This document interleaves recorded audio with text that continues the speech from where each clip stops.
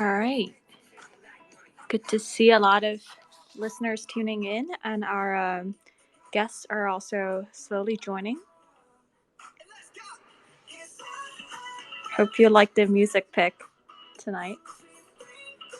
The space will start in about 2 minutes. Yeah, love the music. Awesome. Spicing up the evening Twitter space a little bit.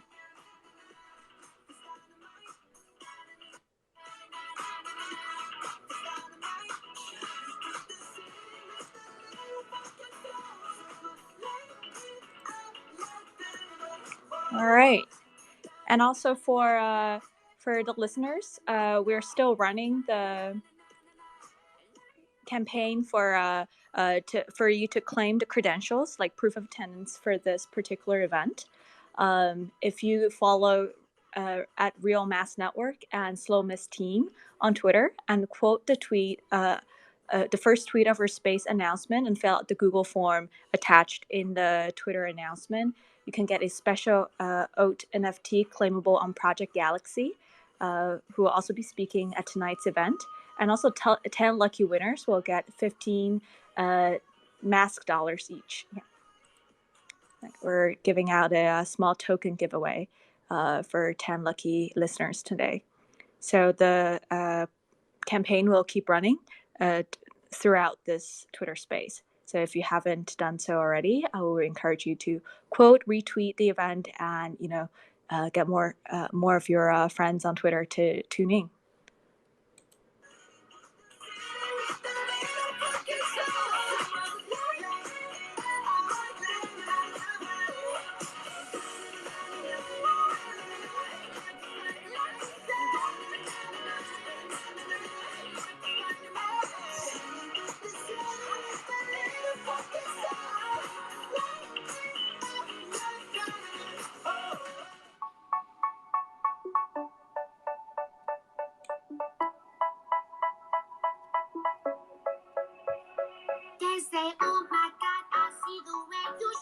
All right, I think we have almost all the speakers here.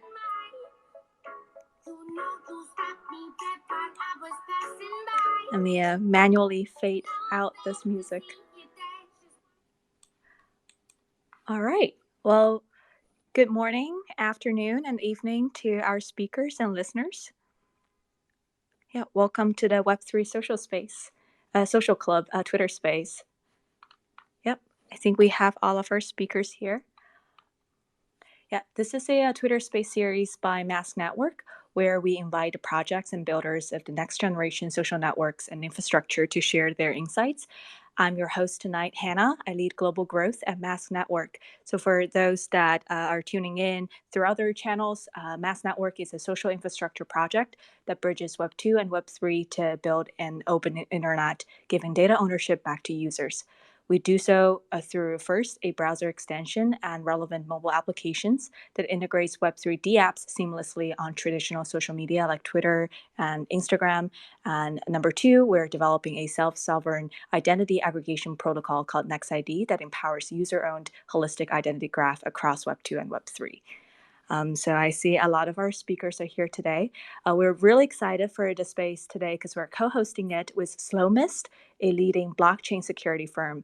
So Slow Mist has published a almost like a viral, like super famous security handbook called Blockchain Dark Forest Self-Guard Handbook in Chinese, English, and Japanese to help more Web3 users and Web2 users to learn how to protect themselves, their data, and asset security in this cyberspace.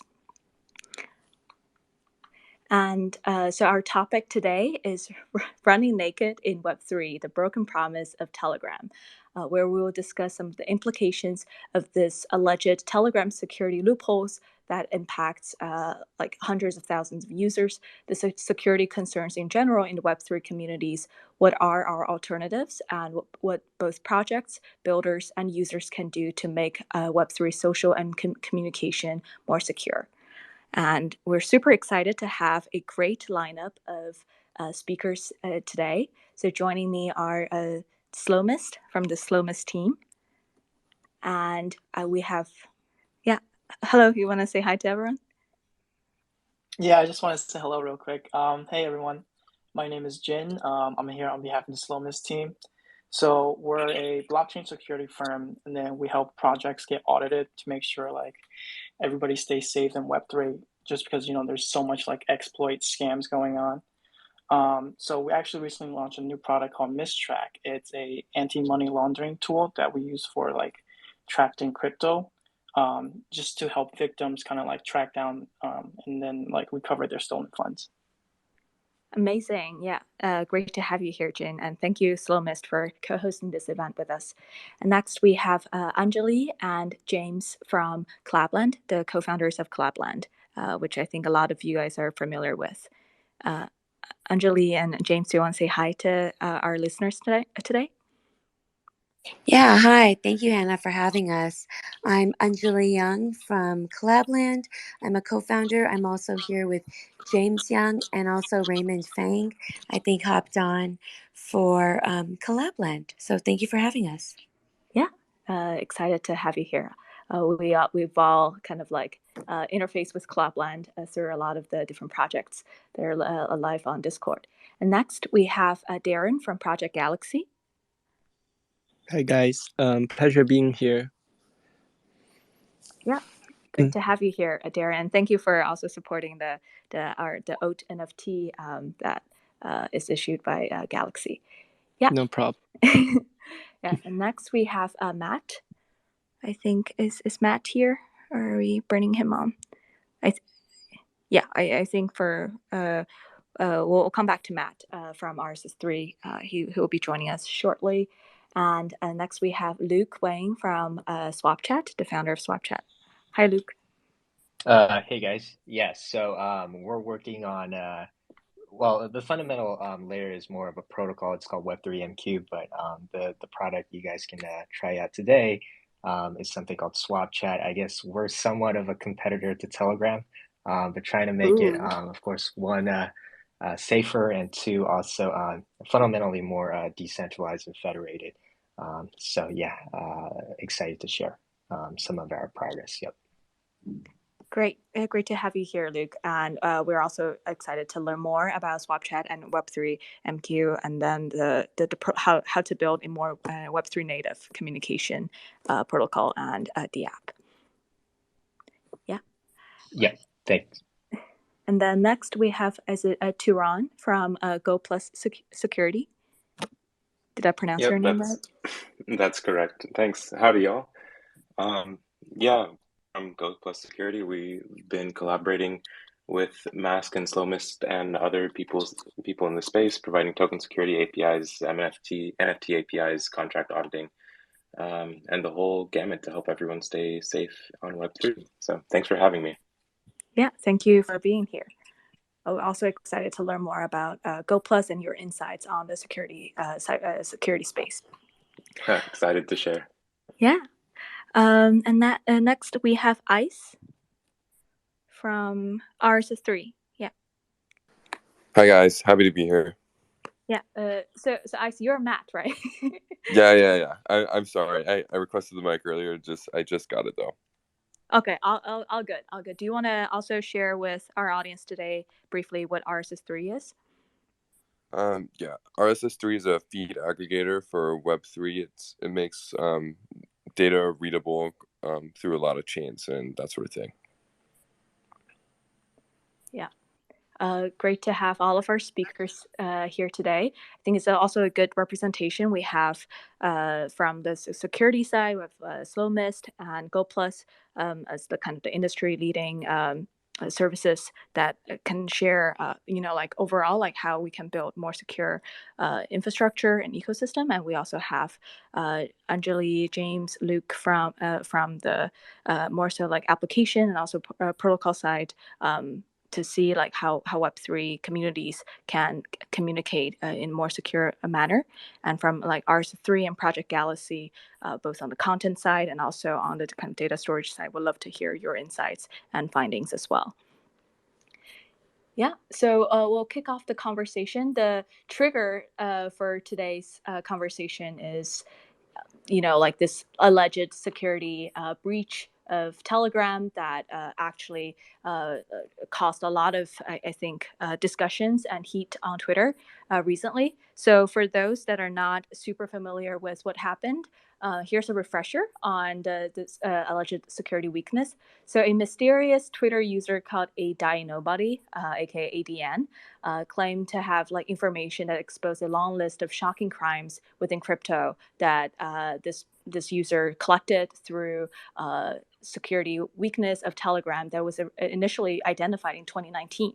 So there was the user sourced over, I think, 137 gigabytes of data, including discussions pertaining scams, financial fraud, racism, homophobia, crimes of like a sexual nature, etc., like all kinds of horrible things that he or she or the user claimed that they will release more details in the next day or two. So before this kind of alleged drop of more potentially security bombs about Telegram, we want to use this as a kind of a starting point to discuss overall, like how can we ensure privacy and enhance the overall security in Web3? Because Telegram has been, the go-to communication channels for a lot of Web3 communities. But are we really secure? Are we really just like running naked in in Web3? So hence that's the kind of the background of today's discussion. Yeah. So to kick us off, Telegram they've claimed actually that they're hyper encrypted in terms of protecting users' data, and they're quite a popular tool. So I want to hear thoughts from our speakers overall. Like, what are some of your initial thoughts and reactions to this news drop? Like, Yeah, so I think only time will tell. Like right now, I feel like it's still kind of early. This is kind of like a witch hunt because it doesn't look good for any company to be publicly called out like that, especially one that has like such a big presence. And then like nobody knows if it's actually true or not. Like we're still waiting for what is it, June 15th? They say they're gonna like release it. So like I think we shouldn't like just assume anything right now. But yeah, we should definitely wait and see if it's actually true. Yeah. Yeah, I mean, I'd agree with that, especially because it's more of the question right now of how possible is it, and I think it's like a good chance for everyone to actually look into the tools that they're using and to see how secure they are. I mean, especially with Telegram, like this is not the first time that any kind of a hack has been claimed to have happened or even has happened. And especially with everything that Telegram has been saying in their PR statements, like I don't think they've done any bad PR statements, but they haven't. Everything they've said, it's like kind of, what else would they say? Like, someone claims to have breached their security, so of course they're going to say, "Hey, we're hyper encrypted."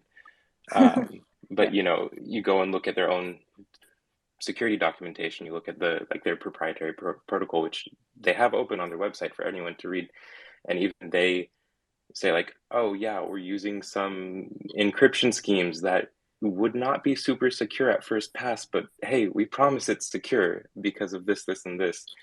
And especially when you look at that, you're just like, well, there are other more secure algorithms and secure architectures out there. Why are you using these things that you have to defend in the first place when you can just use more secure schemas? I mean, like, yeah, so I guess the point of that is, of course, they have all these PR campaigns, but it's one thing to look at the PR campaign and another thing to look at their actual documentation and see, hey, where are the discrepancies here? And I think that's a very, very telling story. Yeah, and go ahead, Hannah. Oh, no, go ahead, Luke. Okay. Yeah, no, I don't know if this is appropriate. Like, we're still 10 minutes in, but since Tehran was mentioning, how feasible, how possible this was, and I actually want to share that it's actually way more possible than people think. So since we're making a messaging protocol ourselves, we're really aware of how hard it is to build certain functionalities and features into the protocol themselves nowadays, especially if we want to make it decentralized or federated. The truth is, group messages are actually very unsafe today. So most of the protocols out there, I've seen protocols where anyone can drop into a group as long as they knew a certain ID or um, a certain identifier to drop in on the group, and it's actually pretty hard to encrypt the whole group in a very secure way in terms of the uh, the social experience. Meaning, ideally you'd want to have authorization. You'd want to be able to moderate who comes in, who comes out. Say if you're a company and you fire someone, you'd want to make sure that the fired person, right, doesn't listen in onto the group's new messages. But in practice, it's actually really hard to do these things, especially if it's a decentralized or a federated messaging protocol. So most of the messaging apps today, actually, there's there's a good ton of work around making end-to-end, one person to one-person communication very secure. But group messages and chat rooms are actually still very unsafe today. I'd say, and this I guess we'll talk about it a little bit more in the later questions, but Signal is probably the best solution out there today, since we're not launching yet. But yeah, so I think it's actually quite feasible. Although there's also parts of the Telegram code that we don't know, so can't say for sure. But do be careful. Like group chats are very unsafe today. Yep. Yeah, I would also like to add on to what Luke has just mentioned. Um, if you if you study Telegram, although what Telegram mentioned that all their messages are encrypted, I do think that it is worth it to mention that the messages are only encrypted while in transit from a particular device to Telegram servers, right? So what it means is that once your data arrives on Telegram servers, it is decrypted and could be seen by Telegram. Um, well, although there are an end-to-end encryption, but I don't think that it is automatically used on messages sent in Telegram. um, it is only feasible when you're using secret chat. So yeah, I would agree that it's not as secure as privacy focus such as Signal. Big fan, by the way.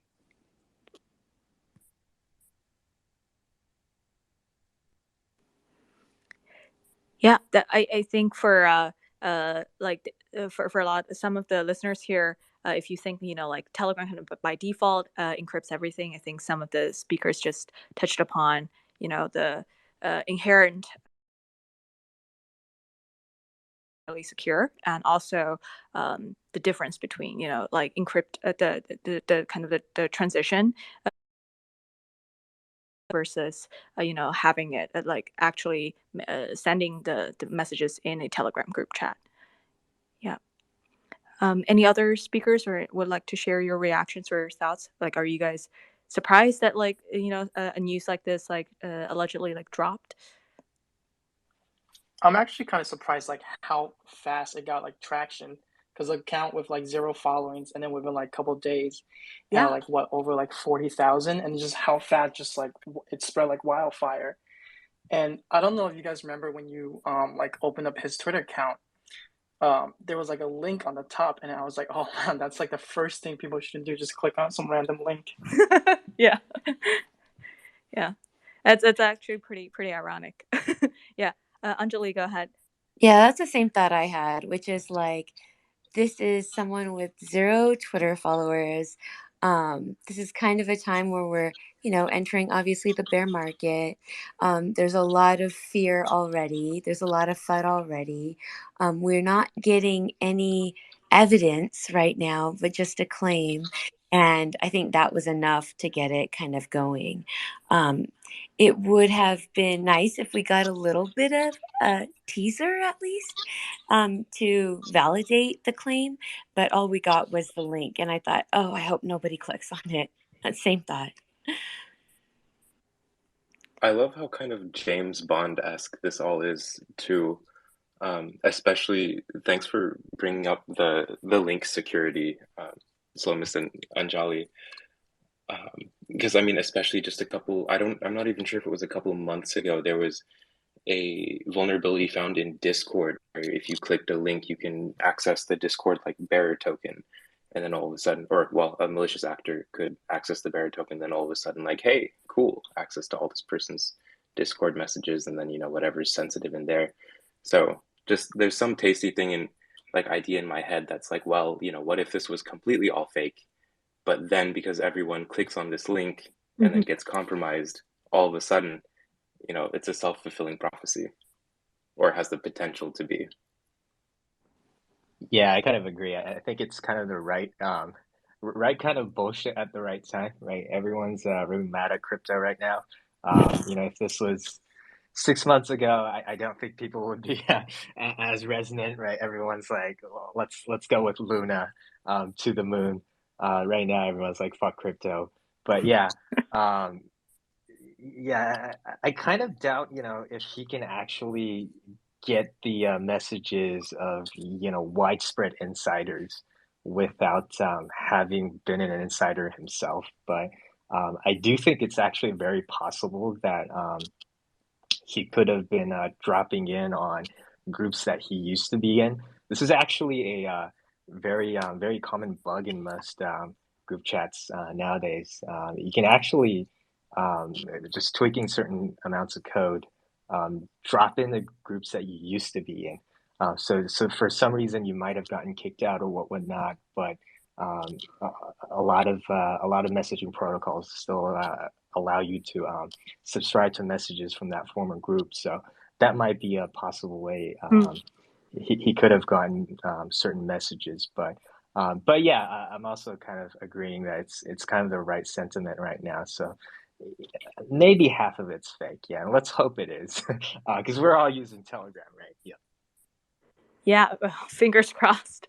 And yeah, for the record, I think the tweet got 7,500 retweets, and it like gained over like 18.5K followers just with that information.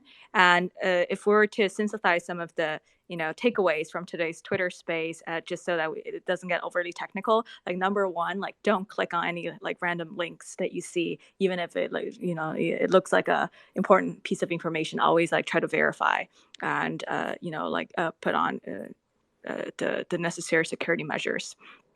Yeah. And I saw James is like requesting the mic again. Let me approve it, because I think we touched upon a few good points. Beyond Telegram, like there was also security concerns over Discord, and I also want to go back to like talking about like Signal maybe in a bit. So in terms of Discord, I think that's James and Anjali's your field. Collabland works very closely with Discord. So what kind of, I guess, security concerns you've seen, and what are some of the measures that you've taken on the Discord side to enhance overall like the users' safety? Yeah, that's a great question. So one of the first things that we saw were imposter Collabland bots taking over our DM flows. So initially when Collabland first started, we were using DMs. I know that sounds crazy right now, but we were using DMs to interact with each member that wanted to verify with Collabland. We first got one initial response into our support tickets like, hey, wait a minute, this Collabland bot's not working. We thought, okay, let's check that out. And then another one. And by the time we got the fourth or fifth one, we're like, hold on a second. This is becoming a scam vector. And so what we did is we moved from the DM flow into a button flow. So now Collabland creates a channel in your Discord server, and with that button that's only visible to people who are joining the channel, they can click it and it goes through a specific Collabland flow. That was one of them. Another one was with message signing. All of a sudden, message signing started becoming something that people were afraid to do, and with bad links, and there were a few other organizations that were having some impersonation happening with message signing. And so we limited our message signing to only the first time you add a wallet. Other than that, into our message, we've added transaction IDs, server IDs, Discord user ID. And so that way, when you do sign the message, it must match the message that you see in our Collabland created channels. But all of that is irrelevant if people are brand new to crypto, just joining a fake server and clicking whatever buttons they start clicking. And so that is still the hurdle, is what do we do with people who are just joining into crypto, or maybe got their very first NFT, or maybe didn't even buy an NFT yet, but they maybe have some other assets and they join a fake server and they just start clicking around. So that's still, that 0 to 1 is still going to be the crucial time for our members or for anybody who's joining crypto. And so that's why spaces like this are so incredibly important, because we can all keep adding security features, but scammers are still going to be able to impersonate with whatever they want if there isn't education around what the proper way is to identify actual bots, actual services, actual wallets, actual websites.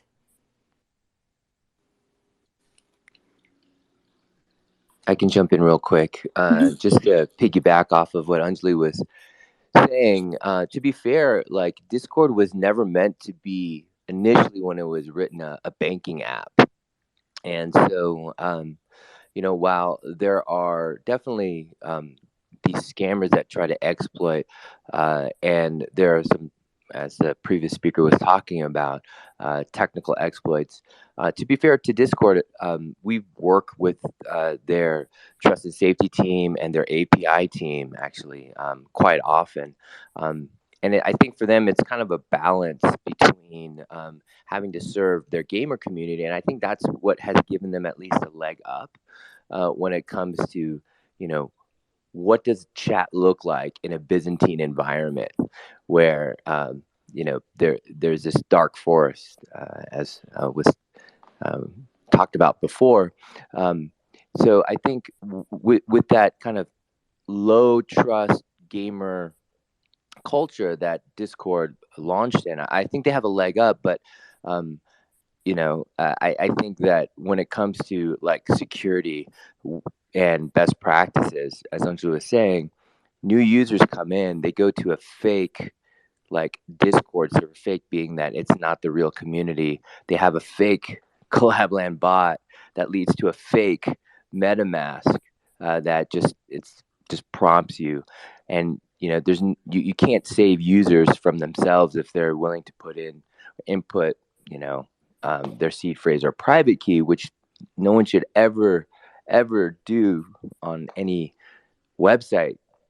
But I think it does come down to this user education at the end of the day. And I think that ultimately there are going to be products that are probably being built right now to serve kind of Web3 native interests.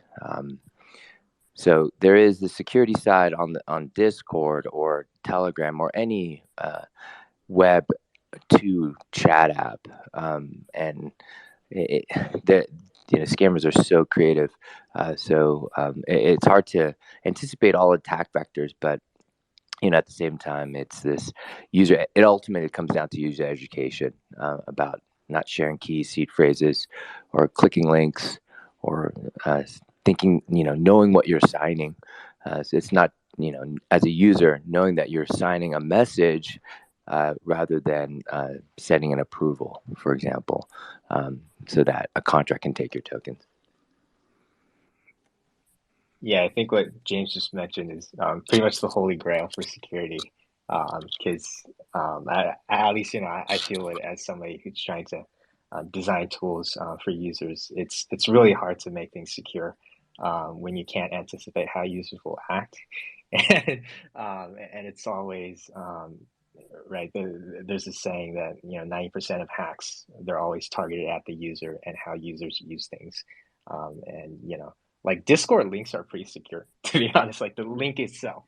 But it's not secure when users use it because it's hard to verify who the link came from and whatnot. So yeah, I think the kind of non-technical side of this space is I really agree that having awareness around not clicking links who you can't verify the sender and also you can't verify the identity of the other party, whether it be on a Discord or Telegram, then just don't click and yeah, be a little bit more aware. Yeah.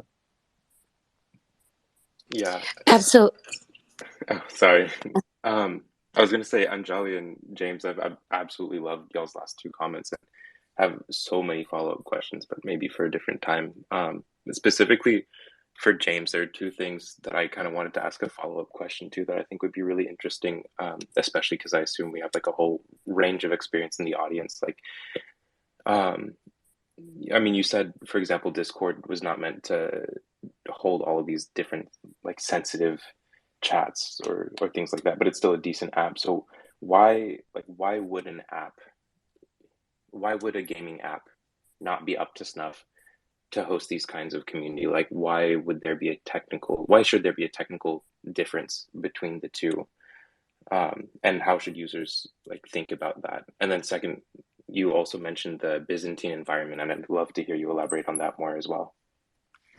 Oh, yeah. To answer your first question, I'm not thinking about it from like a lower level technical implementation perspective. I'm thinking about it from like a product perspective where, it's little cues where you can see a bot has been verified, and how pronounced is that like verification, or how obvious is it to a user. I think like the culture of Discord in terms of its design, and this is totally my opinion, but it has dark mode and it's really a bit more nuanced, and the expectation is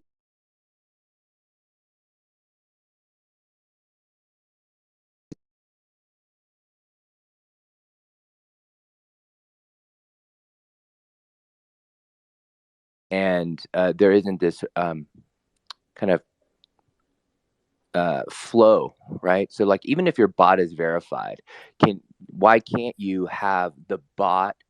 And we've had conversations with Discord about this, where they consider the bot from a product perspective a user, but you can't block.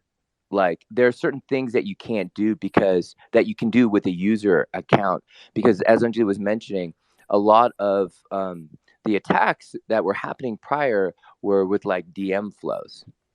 So why can't you have, for example, block certain bots or people, but allow certain blocks and allow certain interactions DM, for a Discord server, where right now it's like you have to just say, okay, allow anyone from the server to be able to DM me. And it really is just a product flow perspective in terms of like queuing the user from a UI UX perspective and how you package the product up to help prevent these attacks, so that there's this like different, I think, trust assumptions that happen in Discord in terms of if you are in a Discord server, then like, the Discord is like, okay, then they're all your friends and you can trust them. And this goes into like this Byzantine environment aspect, that like even though you're like in a Discord server, you have to be careful about who you interact with. So I think from a product perspective, Discord's assumption, and this is me reading into the product as a user, is that once you're in a server, you're going to trust everyone in the server. Where in a Byzantine environment, like you don't automatically trust someone that you don't know. And it's kind of hostile. As a developer, a smart contract developer, I not only have to make sure that, and this goes into the Byzantine environment, creating a smart contract that works well in the happy path, but like doesn't work if people are trying to attack it, and it doesn't work even if I go rogue, like as the adversarial owner of the contract, so that like there is this zero trust kind of environment where you need to not just trust someone just because you're in the same Discord server, but like you have zero trust with everyone, and you accumulate this trust over time, whether it's a track record. And I think the work that Mask is doing with like Next.ID or decentralized IDs in general, or verifiable credentials, I think is the way out here for us. And we're seeing that happening at scale on the internet as well, with like Microsoft Azure adopting verifiable credentials for all of their Azure ID, or what they call like Active Directory. So I think we're going to be able to solve this with cryptography, but it's not just the lower level, uh, communication that needs to be secure, but like thinking about it a level up when it comes to the user experience, and I think that's going to happen, over time. I think that those that are growing up with crypto right now, will be able to understand this kind of as second nature. But those of us that are used to like Web2, forgot my password, and being casual about our security, I think it's gonna, that's where the learning is right now. Yeah, absolutely. And I think for a lot of the Web3 native users, you have the users that are like very privacy aware and well familiar with the phrase like don't trust, verify. And definitely, as we're building Next.ID on the Mask side, we like echo with what James just said. You want to have this verifiable credentials and understand, like verify like who you are really interfacing, when instead of trusting a link where in any random messages you see in a server or in a group chat. For sure. Just to piggyback on that a little bit, and sorry if we're taking too much time here. No, But go ahead. We're having so much fun. Well, impersonation, I mean, like either the support channel being impersonated or individuals being impersonated, like that on Telegram has been our major issue. Like chats coming up and saying, oh, we're the official Collabland support channel, or people impersonating myself or James or Raymond or somebody else on our team saying that they're the Collabland support team, and then reaching out to people. And so it's like, that's really what, at least from our perspective, people need to watch out for, is to make sure that the person you're talking to is actually a person from the team. The channel that you're in is actually the channel from the team. And so find their Twitter, find their official websites, get whatever information you can before you start interacting anywhere with anybody. We can't assume that just because it looks official with the logo and the font or whatever it is, that it is the actual site and it is the actual actors. So I would recommend everybody listening, before you interact with anybody in the crypto space, make sure you verify that it is them as well. Absolutely. I think, yeah, go ahead, Gene. Sorry, I just want to follow up on what Angel said. So I would even be more cautious, just because like recently there's been like Discord hacks where the admin account's been hacked. So then people, even though like they are the official account, since those accounts been hacked, so people have been like posting phishing links. I don't know if you guys remember like the recent Goblin. We recently posted the Twitter about the Goblin town. Yeah. So what happened was the Venezuelan newspaper agency El Universal, they were hacked. Their Twitter account had like 5 million followers, and then they had the check mark on their Twitter account. So the actual real Goblin Town account, they only had like 70,000 followers, but because they hacked the news agency that had that check mark, some people assumed that they were the real account because they had such a huge following. So like that's nothing where I was like, oh, scammers are getting so smart at like social engineering all these things. Yeah, absolutely. I think my first impression, I think I was talking to Anjali about this when I first like kind of stepped into the Web3 space, one of the first takeaways was, wow, this is a space where a lot of tech savvy wicked scammers are like, you know, doing a lot of things to kind of like fool the more gullible like newcomers. Like you got the bots, you have like these impersonation, and even like I think they're really leveling up their games these days, like with the official account hacks. Oh, that's a whole other level for sure. Before clicking on any mint links, you have to, and I'm not sure how new people do this, but you really, before you are minting, before you're joining any or clicking on any links, even in official servers.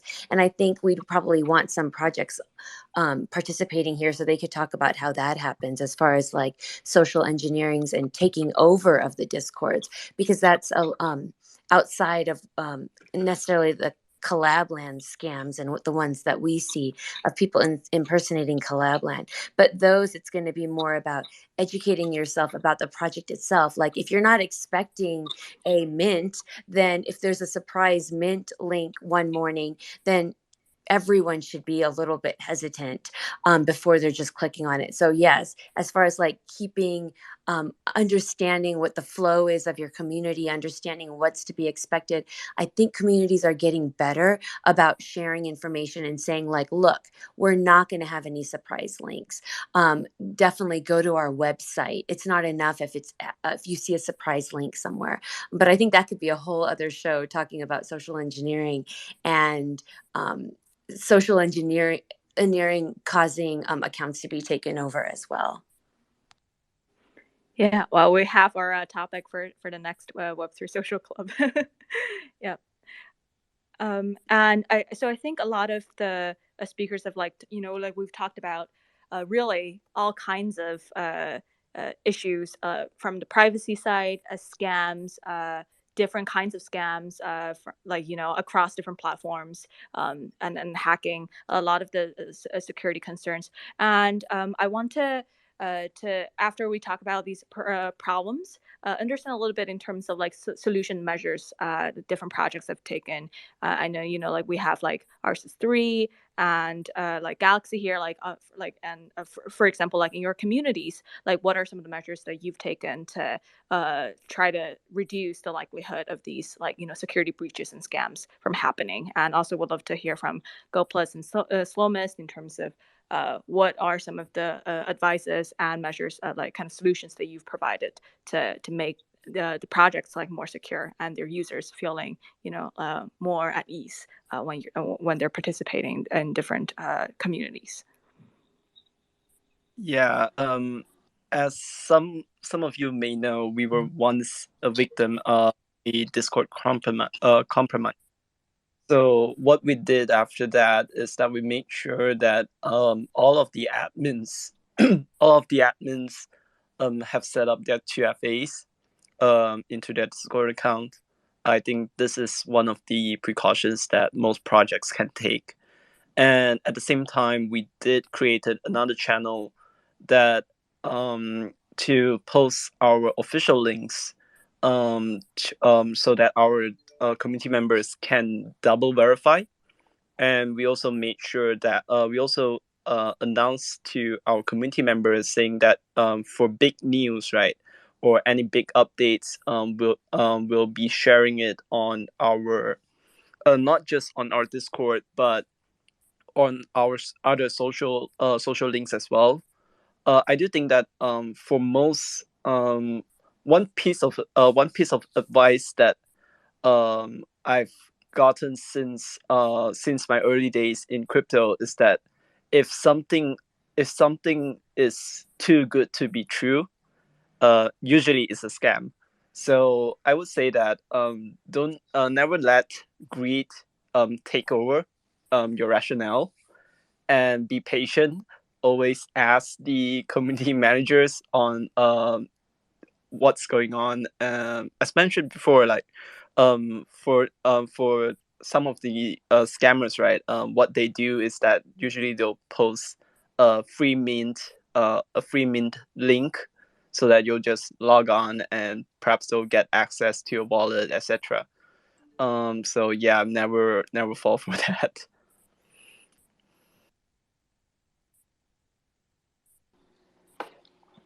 I can hop in real quick. Anjali, spoke about like at the app level where we had to actually turn off DMing from the bot because that was an attack vector and had to move to like a let's go button. So like with app developers and those, especially with Collabland and Mass kind of being in this unique position in terms of using like Web2 apps and blending them with Web3, need to be really careful about the platforms and the interactions. So as we're developing the app, we have to change. And so we've done things on the app side to make it more difficult. So there's more like user identifying information. So not only do we need to make sure that we update our UI UX so that we minimize attack vectors or scammers from like intruding into that flow, but also like our wallet connection page, we customize it. So we put in the specific user icon. There are these like identifying things that make it harder for users to or it makes it harder for scammers to identify unique users because they're going to want to put minimal effort into whatever the scam is, right? And that's kind of the nature of scamming, is that like they may be creative, and they are, and they're getting more sophisticated, but they want to put the least amount of effort, and that's why they're doing these things illegitimately rather than actually working hard to find legitimate solutions that move the ecosystem forward. So I think that on the app side, us as developers need to try to provide as much visual cues or references. And I think, again, in terms of potential solutions, we are working on that. So, for example, integrating with verifiable credentials. With Discord specifically, you can right-click on a user, and there's like, it's not really well known, but you can actually install an app. So we're working with that feature so that you can verify like who that user is. If they have not accumulated enough of a quote unquote track record in terms of like verifiable credentials, that a user can verify, then you're like, okay, well, maybe they're not legitimate. If they're trying to masquerade as an admin or some official entity with the community. But overall, I think the original speaker talking about 2FA is definitely a must as well from a user security side. So I think it's just going to be about education. It's making sure that users are more secure, but also as app developers, we're cognizant of like the potential attack vectors, and this is why for us at Collabland, we take trust and safety very seriously, and so we have to do whatever we can, even if it comes down to updating the flow of our app. And I think that this is how we evolve together, and like this Twitter space, to be able to share knowledge. And I think this is how we're going to be able to eventually defeat scammers going through this dark forest. So you can imagine everyone walking through the dark forest themselves, not knowing, who to trust and who not to. But it's these events here with the Twitter space and reaching out to those that are in the ecosystem. And a lot of the reason why communities have been successful in crypto is because there's safety in these numbers and sharing this information so that we can band together and go through the dark forest together rather than having to traverse it individually.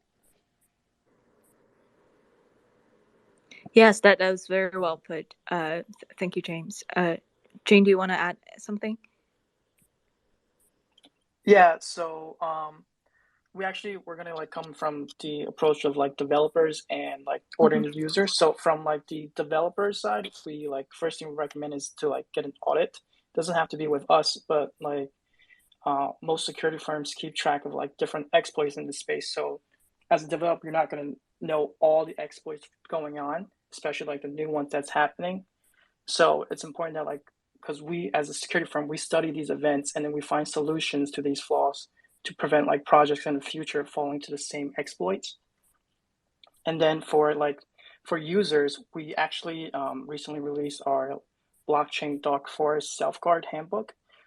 It's on our GitHub. It talks about how to keep your wallet safe, how to deal with your crypto assets if they're stolen, best practices to recover them. It's also a summary of the experiences of all our team members over the years. So if you're new to this space, or even if you're a veteran, we definitely recommend you give it a read. Yeah, I'll go ahead and bump the guide. We had the pleasure of collaborating on that a little bit, but especially with what people can do, and again, developers. Um, I mean, I think one of the biggest ironies in this space, like Web3 has so many amazing, society shifting technologies to offer, and it's kind of being capped at the knees by all of these Web2 exploits available. Of course, Web3 will come with its own exploits, but now all we're seeing are just, people reaching kind of from the ground. Like if Web3 is a plane, people are, popping its wheels or draining the wings before it even has a chance to take off. But even now, I think it's kind of amazing the community that's around it and the openness that Web3 provides. So, for example, I mean, with what we do at Go Plus Security and what we offer to developers, of course, all of the information is out there, but that doesn't mean everyone has the time to go through this stuff, especially what we're saying if you're new to the space. So thankfully we have our API, we've done all the data aggregation. We can just hand everything over to you that you need to know if something is secure or not in a nice little package with a bow on top. Anyone can use it. And I mean, heck, we're collaborating with, again, Mask and Slow Mist, and there are other people like us who, you can do your own research on these companies, be like, yeah, I trust Go Plus, and then check out this NFT you're going to buy, see if it has our stamp of approval, and just go on from there.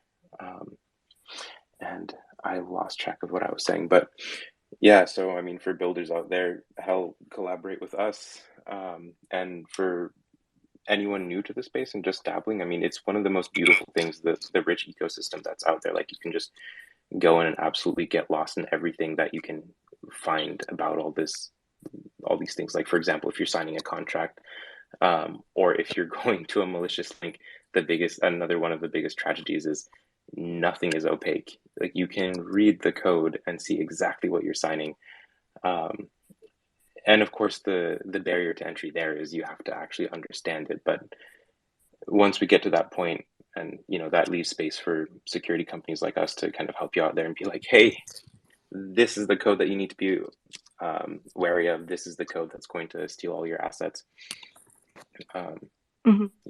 Until we get there, we have spaces like this for people to come talk, meet new people in the space, and build better things so that we can all be safer. Yeah, absolutely. And I want to go a little bit into the auditing, and then some of the, maybe you can share cases or examples. I think both from this auditing side, and also from the builder side. What I'm curious to hear both perspectives. What are some of the, I think, most vulnerable areas that you've identified, and for builders, how are you thinking about making your dApps and your protocols more secure?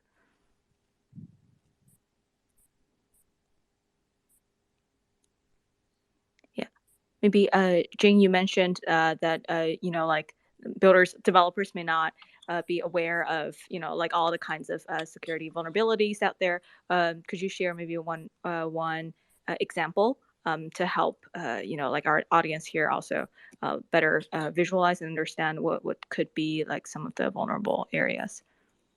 Sure. So one of the most common attacks is reentrancy attacks, and it's been going on for years, but people are still getting exploited because of that. I forgot what was the project name, but recently there was a project that they locked up their funds forever, an NFT project, and then they had like they had warnings from people, but they just decided not to listen. So then I think it was like $21 million in ETH were just locked up forever that they have no access to. Another example, yeah, give me 1 second. I just lost my train of thought too. Like a lot of the recent ones, the flash loan attacks, where people they just manipulate the price of the assets by taking out like a huge flash loan. So like those are all incidents that like it's happening again and again, but projects are still falling victim to them. So like that's something like where we should like be up to date with everyone, where like it doesn't happen anymore. Got it. Yeah. And I'm curious, like from, Web3, building Web3 native communication apps and protocol side, for example, like for Luke's like SwapChat and Web3 MQ, like when we're building like these like native communication protocols, what are like, some of the challenges or like vulnerabilities, and how can, and what are also some of the opportunities in the space to make, communication more secure, privacy focused, going back to our theme today. Yeah, so obviously it's actually I mentioned kind of at the beginning, a few 10 minutes, but group chats nowadays are actually still really hard to do really well, both in terms of performance and security. A lot of the so-called Web3 communications protocols out there today don't really support group chat yet. And there's a reason why, because it's really hard to to build federated messaging protocols at scale, and especially when it comes to security. Putting it in a really non-technical way, imagine if, say, there's like 200 people in this space right now. The easiest way to kind of encrypt something is, right, to share a certain kind of a secret between us. Say we're MI6 or 007 or whatever. And the thing is, that secret, the moment someone leaves this room, that secret leaves with that person. And so in reality, you just have to change everything within the room. And then from a systems perspective, that means you just have to synchronize all the changes with every single node and every single client, theoretically, right?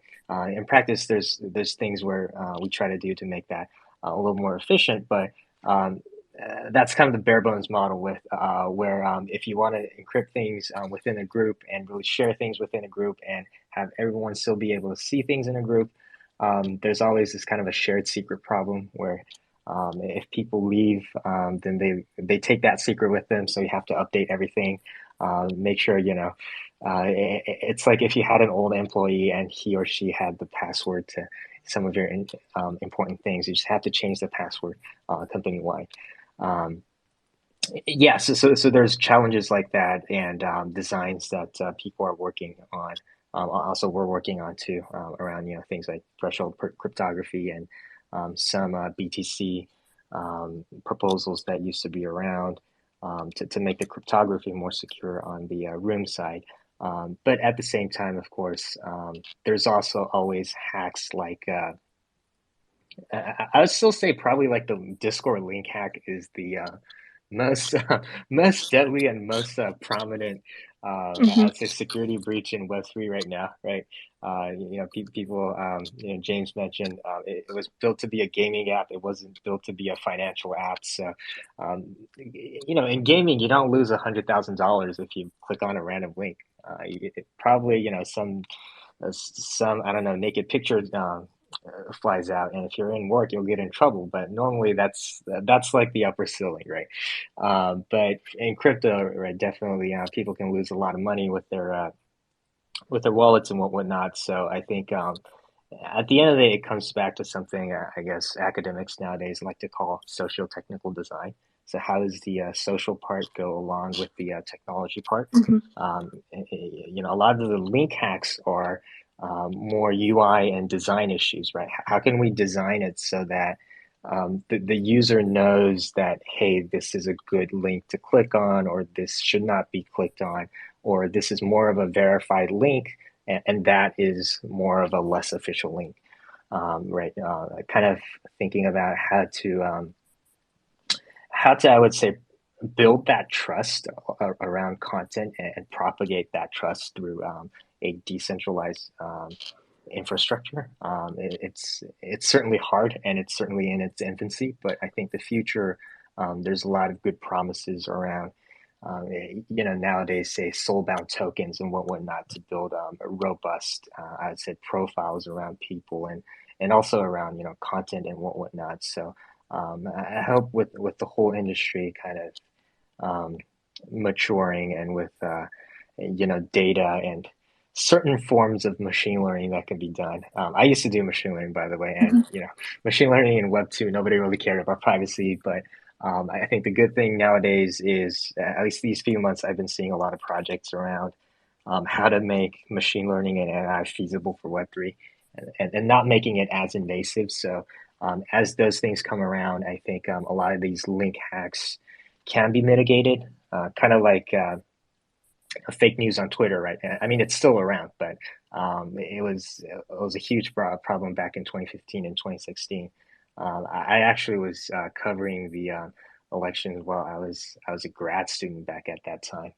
My advisor was still in Twitter at that time, so Twitter was horrible back then. By the way, like they didn't have fact checking and whatnot, all the measures that are around today, and so it's a lot easier to get away with fake news and try to pass it away as something something legitimate. So yeah, I think I've been digressing a little too much, but looping back, yeah, I think on the messaging side, it's for us, it's about doing really good social technical design, being aware of how people like to use chat, how people like to communicate to each other via DMs and group chat, and trying to support that with great cryptography design around the protocol, so that we're able to serve users across the Web3 landscape. Yeah. Yeah, I wanted to add on to that. One thing that we're working on with Collabland, and a lot of other new projects are coming up around this, and James mentioned earlier, is like verifiable credentials. So you're building up your crypto reputation with verifiable credentials, in which now it's not just your name or maybe even your verified tick, but you can actually see a little bit about what verifiable credentials the individual has received from different providers, and that can build up a reputation. And things like that are going to come with time. Like in the early days of the internet, if you got an email from Bank of America, you assumed that it was a real email and you just submitted all your information. Phishing scams still continue to this day using email or even with texting. And so we, as a ecosystem, we're going to become more sophisticated as time goes by as well. It's just very early right now, and we're just needing to move and congregate and communicate faster. And so it's going to be talks like this where we're being able to spread the information and share it as quickly as we can, and the relationships that we make, similar to the one with Massbook, where we can all work together. We're actually working with one wallet coming up that is a security crypto focused wallet, and they are verifying that when a message comes from the actual Collabland bot, it's verified on the wallet side. And so if we even had that situation where wallets were starting to say, wait a minute, this is not an actual, for example, Cool Cat's Mint site, or this isn't a message that's coming exactly from OpenSea, for example. Like if we can find safeguards along the way with all of the different actors in the space, then we'll be able to work closely together to save, at least provide some kind of backstop for new people coming in. So it's happening. People are already starting to move in this direction, and it's going to happen with relationships. Yeah, absolutely I think love. it's. Oh, No, go ahead. sorry. Yeah, I absolutely love that, Anjali. I mean, technically in this space, I think decentralized identifiers and identity in Web3 is going to be one of the most exciting things we see come up in the future, especially as long as what financial markets go up and down. I think the merit of the technology is something that's going to be just a really stable rise. But especially on what you were saying with the backstep on the wallets, that's actually something that we're doing with Go Plus. We have our own native Go Pocket wallet, and we're partnering with other wallets to use our APIs to have things like that. So your wallet can even take all the open source information out there from our APIs and be like, oh, hey, this is not a good contract, or hey, this is not a good actor that you're dealing with, and give you those things. And I suppose just to bring it also back to kind of the discussion at the beginning of this question, to new developers out there, or like people kind of getting interested in the technical space, I'd say like get good at Web2 security, especially. There are so many applicable security like methodologies and just tools out there, that even in the established like security community, it's amazing what you'll see. Like when someone just has a hole in their brains, it's like not there. Like for example, CVEs are something that's wonderful. They stand for like common vulnerability enumerations, and that's a great source of information. Or for example, in really fundamentals holes in the technology that we're using to build this, like for example, um, and just to show that these aren't necessarily new problems. We're still dealing with the old problems applied to new technologies. Like way back in the space race, we had there was a big like rocket that blew up in the U.S. just because there was like they mixed what I don't know what bits they were using back then, but let's say they mixed up a signed integer with an unsigned integer. It had overflow, and like that one mathematical error in the code was enough to make the rocket like crash shortly after launch. And actually, one of the researchers from my undergrad university, University of Texas, even has like one part of her whole research was an add-on to Solidity, because we've seen the same thing in Solidity. Some people use like 32-bit integers in some variables, and then they'll put like the addition of two 32-bit integers into a 32-bit integer, when really if you're adding two 32-bit things, it needs to go into a 62-bit stuff. And for anyone who's like is extremely bored by that, like I mean, it's such a fundamental thing that has such an amazingly huge implication. Like literally, if your smart contract can't add two numbers together, which that is essentially what you're doing when you're trying to fit two 32-bit numbers into another 32-bit numbers and not going to like 64 bits, that's going to have some pretty huge crashes. And that is literally just because of an addition. And those are things that are already being exploited. And hey, already things that our API can detect. So yay.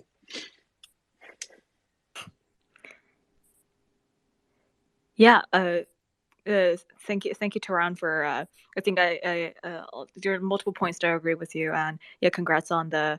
Like on the API development side, and for sure, I think we'll recommend the builders to check out how to work with Go Plus Security to perform a series of audits and building the infrastructure right, and also like echoing the kind of the rise and the really seeing the necessity of verifiable credentials and DID.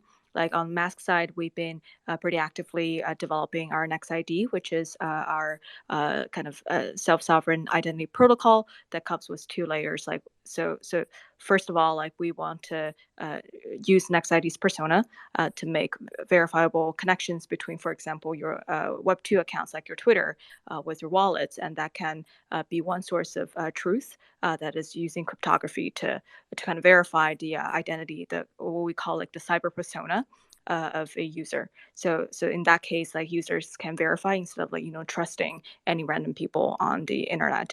And on another layer, I think it's great that a lot of different, like we heard, like wallets, like Collabland, different solutions are taking this very seriously, and we see this as kind of really the foundation where people are building their Web3 credentials. Like you need like trustworthy DID solutions out there. So we're aggregating actually different DID information and connections as well to make it even more holistic and publicly queryable database for more projects to use, and hopefully together we can build like a vast identity graph database that can solve a lot of the challenges, that security challenges that we heard today.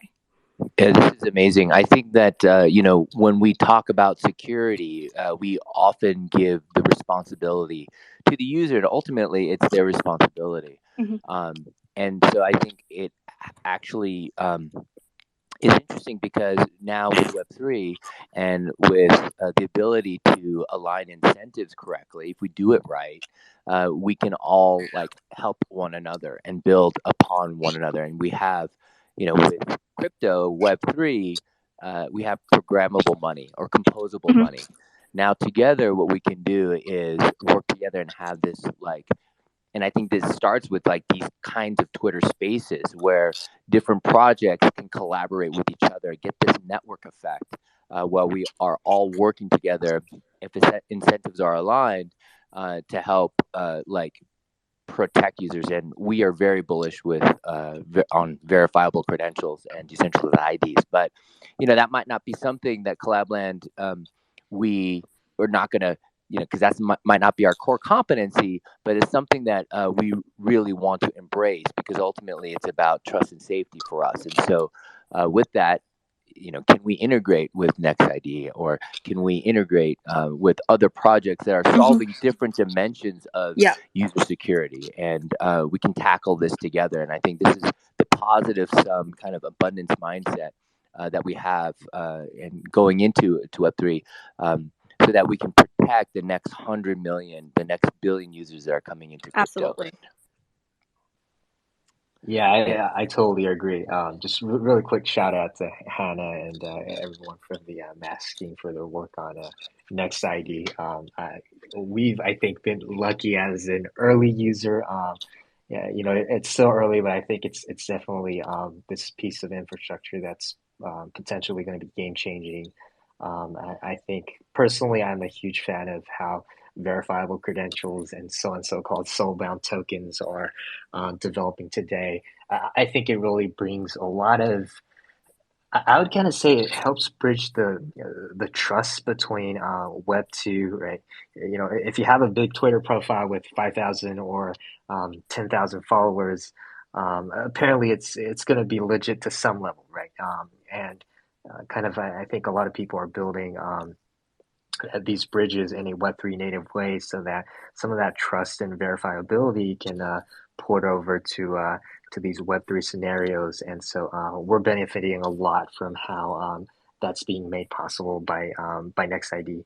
Because obviously, right, if we're messaging, we're responsible for connecting people and who we're connecting. So in that sense, Next.ID has been personally, I think, showing us this very bright glimpse of the future where like kind of Web3 verifiability and Web3 identities a lot more solid and a lot more user friendly for the people who are still in Web2 right now and hoping to jump into Web3. Yeah. Oh, thank you for the shout out, Luke. Appreciate it. And we're really excited to have SwapChat as kind of the one of I think the first DApp chat application that uses Next.ID as the identity layer for it. But yeah, this is I think goes beyond just like the development of Next.ID. Like I think as like James and a lot of other speakers have mentioned, this is an open kind of collaborative space, and I think that's really the beauty of Web3. That is not really related to kind of like how the financial incentives are, and where we think there's like more additional like user value being created because there's like more verifiability, and also there's like like more transparency and ability for users to own these data and hopefully be able to like protect their privacy and understand how their data has been accessed in the future compared to the current Web2 paradigm. And honestly, personally, this is what's super exciting for me in Web3. Like we're seeing that there's a truly like a paradigm shift and advancement in terms of how the internet's kind of user rights and the infrastructure are shifting for the better. Yeah.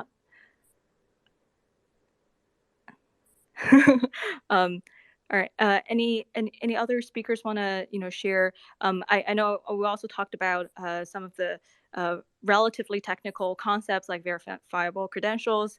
Among our audience today, we have like builders like projects, as some of our colleagues are here, but also we have like, over right now, like 200, around like 200 users. Some of them may just be, new to Web3. So I also want to love to hear a bit more, exciting or interesting user stories or user insights from your end. Like, what are some of the, common like advice that you can give to Web3 users to better protect themselves today, and also recommended, like DApps, etc., to make sure that their communication are secure. So like for the credentials, it just came to my mind. Like for anybody that used Reddit, it was a lot easier for someone to like if you want to listen to someone's device, you can click on their name and you can see all the other accounts or subreddits that they're active in. So usually, like you wouldn't take advice from somebody that's like brand new.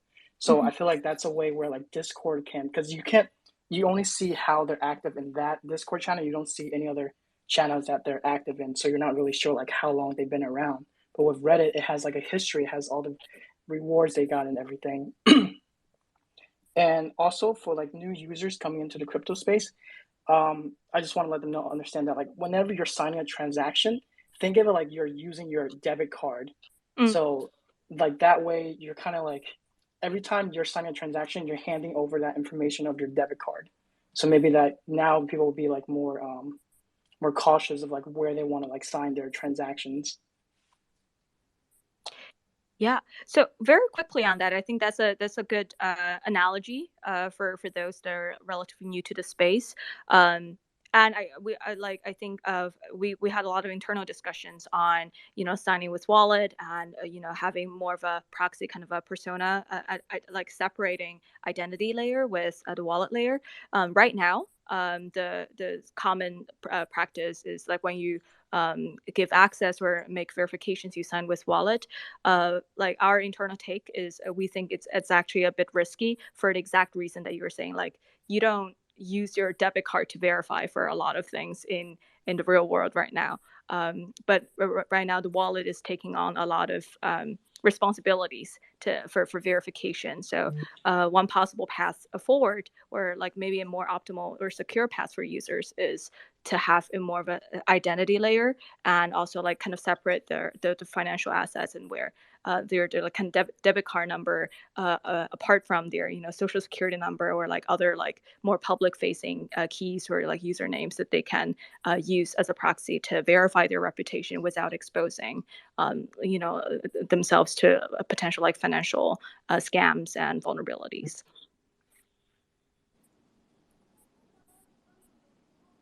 Right, because like you can make multiple wallets, and then like you're not just gonna hand your debit card over to any new website you see. You're not just like, oh, here, take this, Right. take this.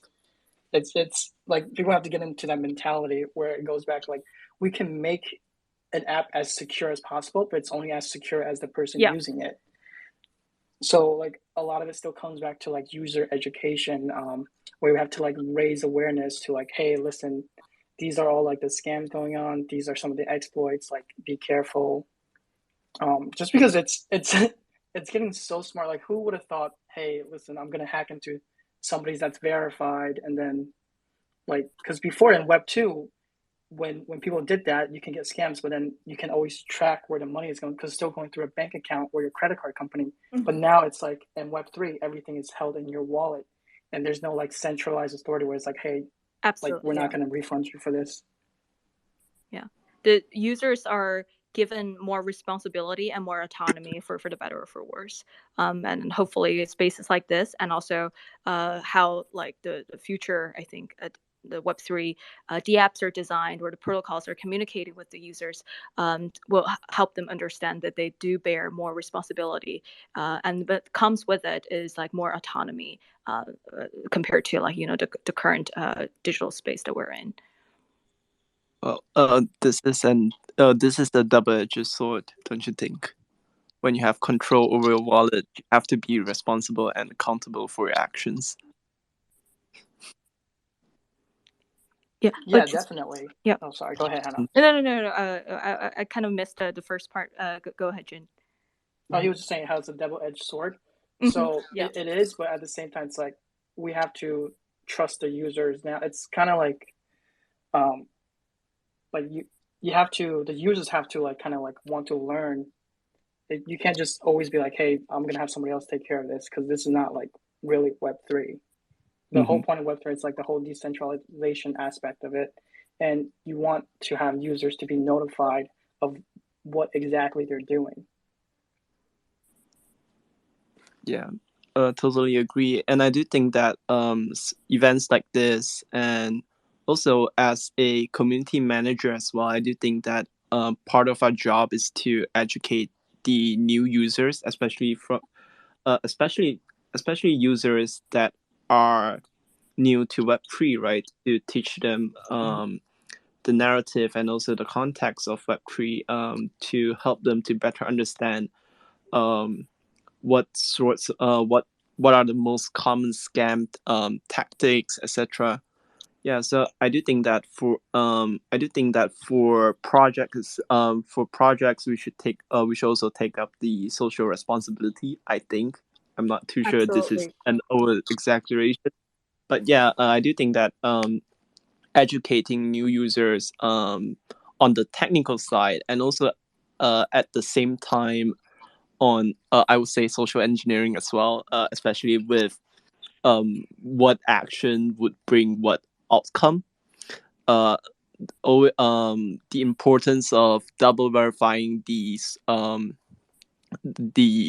news that you've gotten through some of the socials or even fake tweets, right? I do think that this is very important for us to implant that mindset into the to the new users.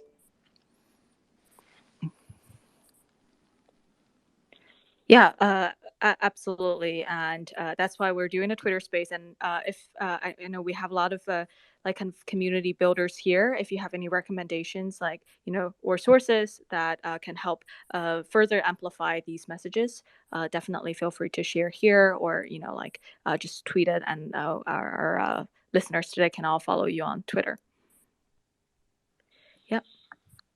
Yep. I was just thinking like maybe like in the future we can do like collaboration, because not everybody, it's like everybody has pieces of the puzzle.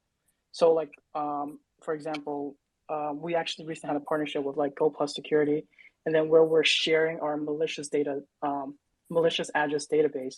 So like now, because they have some addresses and then we have some addresses, when we combine it now, like we know which contracts like not to interact with, which addresses not to interact with.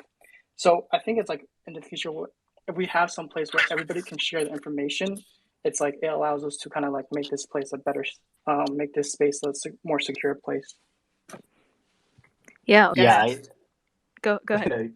Yeah, no, I think I totally agree. Yeah, I think for us, we're more of a place where data kind of gets born, right? Social interaction, they happen on social and whatnot, but we're all for definitely collaborating together and sharing with other people to, build more of a verifiable and kind of a reputable ecosystem within Web3 where users can have some sense of safety while using services and clicking on contracts and whatnot. So yeah, I definitely think it's a exciting direction of development for the whole ecosystem. Yeah. Yeah, that is very well put, Luke. Yeah, and I want to also open up the floor to our listeners today. A lot of, I think, folks, builders in the space, and also just general interests coming in. So if you have any questions, feel free to request a mic.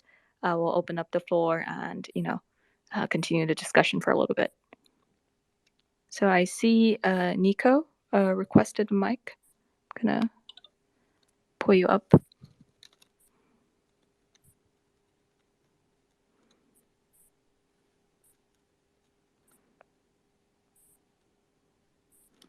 Yeah. And yeah, like for others, like feel free to request a mic. Hello? Hello? Can you guys Hi. hear me? Yeah. Hi, Nico. Yeah. Thank you. Thank you guys very much. And all the things that you talk about is from like developer side. Do you have any suggestions like from people for people like me?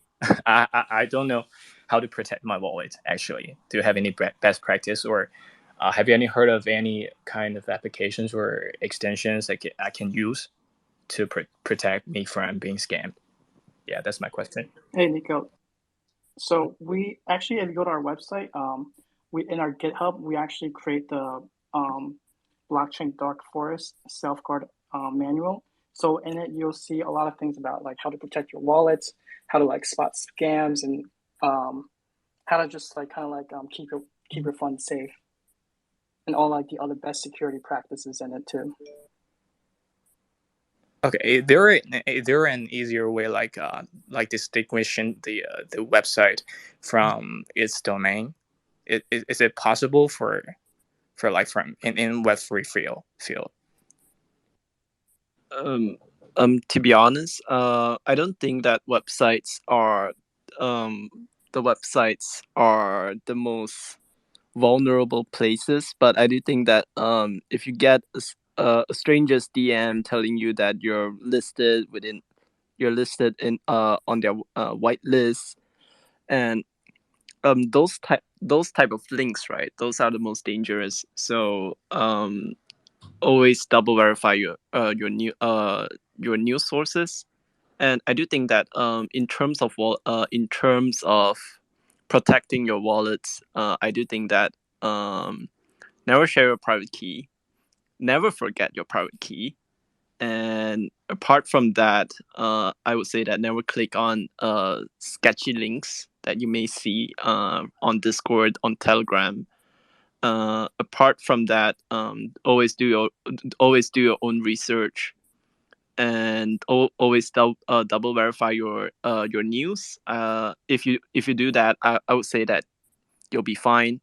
And I do think that not to trying not to insult anyone right now, but if you don't own your private key, you don't own your fund. That is the most important thing I think for the Web3 users to bear in mind. I Okay, thank you, completely Darren. agree with all that. The Slowest guide is really good. It's also perfectly normal to use multiple wallets, so if one gets compromised, not all of your funds are gone. I think especially for beginners, there might be cases where like the ease of a managed wallet might be better, but of course, just like, well, we're in this chat because of the Telegram thing. Just educate yourself on what exactly your wallet is. And again, that's in Slowmist's guide.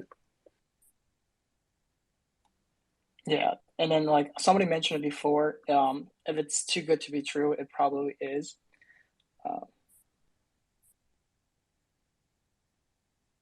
Yeah, I think that's like the golden. I would like to know if there is kind of application or a Chrome extension, because I think it's very easy for me not to click those fake links, but actually some kind of websites are too good to be true. Like you cannot tell just from its interface. So like how can I know I'm actually signing a wrong message?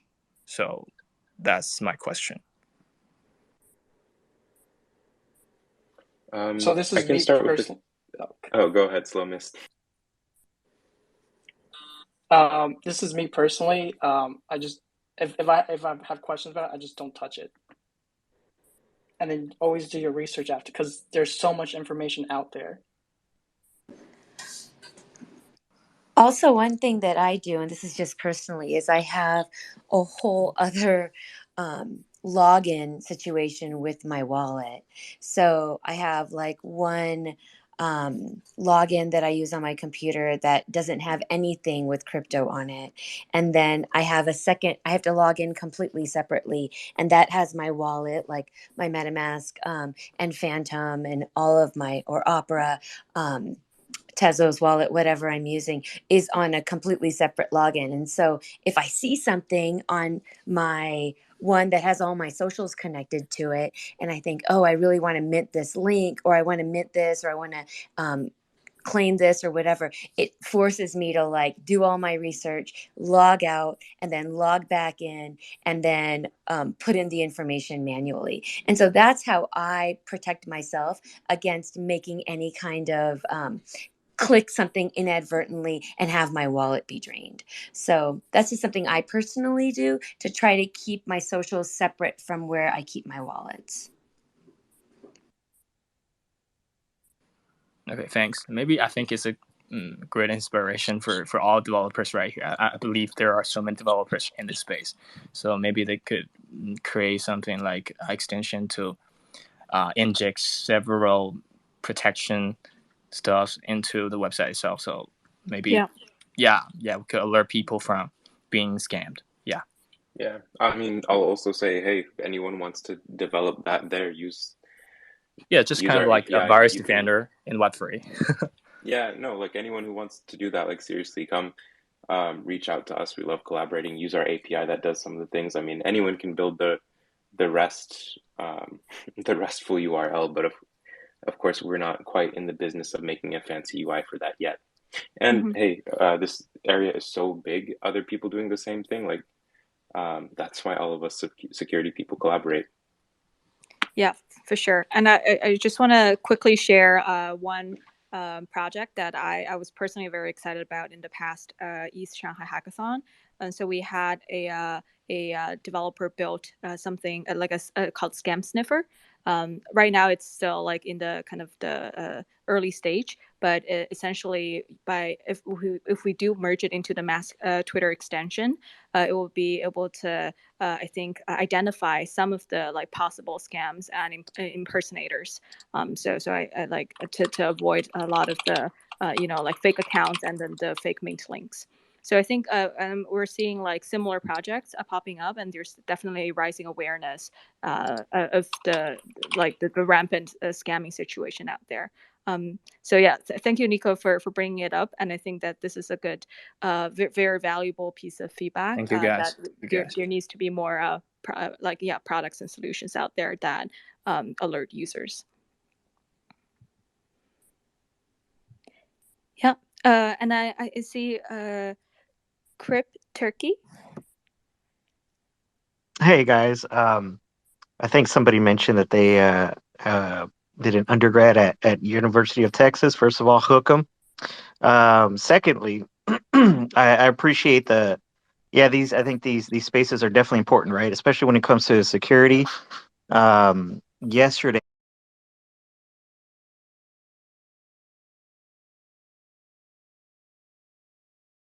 a group called Frosty Web3. And yesterday in our Discord, we had basically how to set up a MetaMask and just kind of showing some of the people that are wanting to onboard and how to onboard new people and being as safe as possible, right? So we kind of talked about a little bit about setting up multiple wallets, at the beginning, maybe the first six, and when the first six wallets, you don't touch them because typically and you guys can got more experience in the field of security, but typically whenever somebody sees the first couple wallets, they got zero, there's nothing in them, they're probably thinking, oh well, this person is inactive, or they probably don't even really know what they're doing, so they move on to the next person, unfortunately. So we create the first few wallets with nothing in them, and then by the seventh or eighth wallet, that's when we start having a little bit of activity, right? And so creating different wallets for different things that you're doing. So if you're getting into DeFi, you have a DeFi wallet. If you're doing free mints, then you have a free mint wallet and things of that nature. Just kind of, like you guys say, creating uh, user education, being helping them be aware of the potential downside to this, to being in this field. But I think, yeah, definitely, being helping to educate them at the very beginning as much as possible. And of course, like somebody mentioned, it's also dependent on the user as well. But just giving those educational resources out there will definitely help keep people as safe as possible.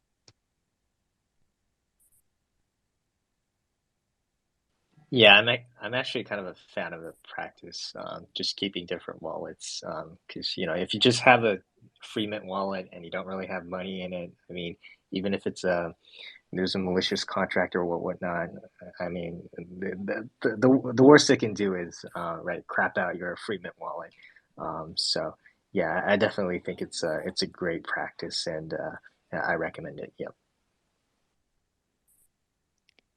Yeah, absolutely. And, just like in kind of real world, we take on different, uh, personalities and skins for different things. Like when you're thinking about like using wallets, also like kind of diversify.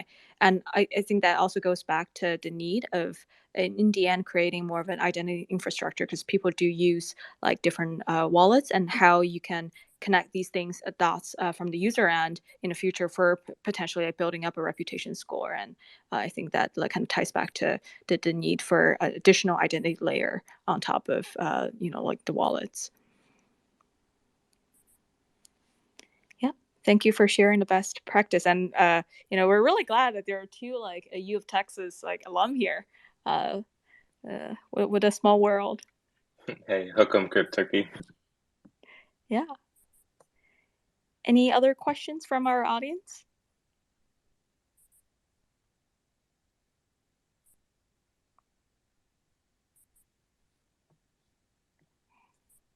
All right.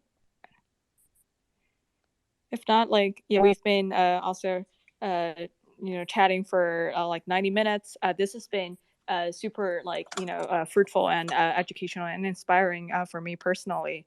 And I think we have a lot of important messages that can get across and hopefully help some of our listeners today to understand some of the best practices, understanding that right now the Web2 Web3 world isn't safe. There are multiple layers that you need to be aware of, from privacy to scams, suspicious links, impersonators. But what's I think like what's really optimistic and inspiring is like we're building towards a better future with a lot of these alliances and just recognizing these problems and collaborating together to find solutions. In the meantime, yeah, we'll share a lot of the recap that we have today in text so that we can keep amplifying these messages, and hopefully we can get together soon for more discussions on social engineering and other important topics that can better educate the Web3 ecosystem. Yeah. Any like parting thoughts from our speakers today? Anything you want to share with our audiences?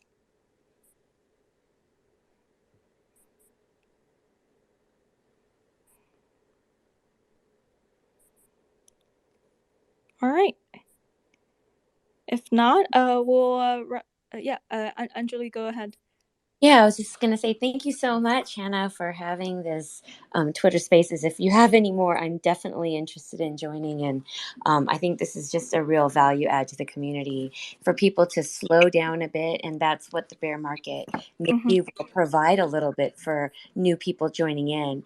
Instead of having that FOMO and that quick finger, it'll give people an opportunity to take a beat and do this type of research, listen, follow along with the Twitter accounts of the people that are here speaking here, learning and educating themselves before making any rash decisions. And that's really what is the advice I would give to people moving forward: is before you click anything, before you install anything, just take a moment, take a breath, do some research, and then move forward, because there's so much to learn and so much good stuff happening here. You don't want people to be dissuaded by maybe a couple of Yeah. bad actors. Yeah, for sure. And for builders, in even like given the market condition, I think this is the time to really think about what the users need, what the ecosystem needs, and keep building. Yeah. And hopefully, yeah, a lot of our speakers and the resources here can be helpful. And excited to also see collaborations among our different projects in the days ahead. Awesome. Well, with that, we'll conclude the Twitter space today. Watch out for our recap and, like for Thank you all for tuning in for our listeners. And thank you so much for our great speakers for sharing all these important insights for builders and for just Web3 users. Yeah, we'll chat next time. Thank you, Hannah. Yeah, thank you. All right. Well, enjoy the rest of your day. And for those in Asia, have a good night.